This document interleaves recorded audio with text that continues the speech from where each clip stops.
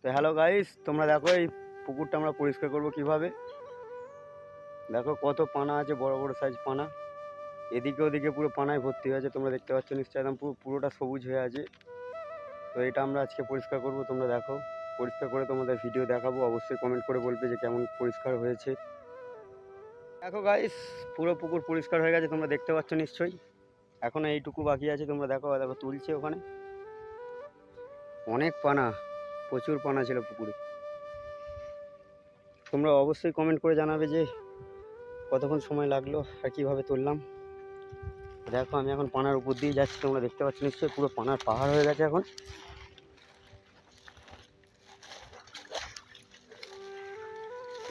দেখতে আমাদের ব্যাঁকাদা labour, Ranju labour, নুনিলা, নুনুদা, নুনুদা।